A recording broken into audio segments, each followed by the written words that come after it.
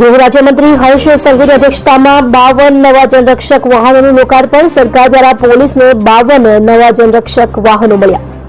શહેર police headquarter ખાતે યોજાયો વિશેષ કાર્યક્રમ. 22 જનરક્ષક બોલેરો, 30 નવી બોલેરોનું લોકાર્પણ કરાયું.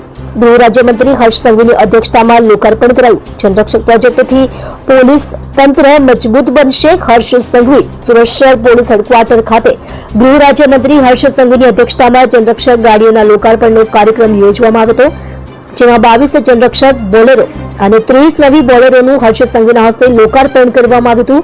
ગૃહ રાજ્યમંત્રી હર્ષ સંઘવીએ જણાવ્યું હતું કે આ પ્રોજેક્ટ થકી શહેરી વિસ્તારમાં રિસ્પોન્સ ટાઈમ ઘટાડી શકાશે.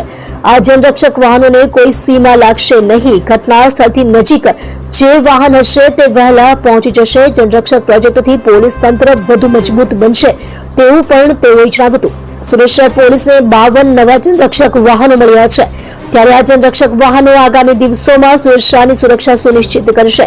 આ પ્રસંગે શહેર પોલીસ કમિશનર અનુપમસિંહ ગેહલોત સહિતના ઉચ્ચ અધિકારીઓ ઉપસ્થિત રહ્યા હતા.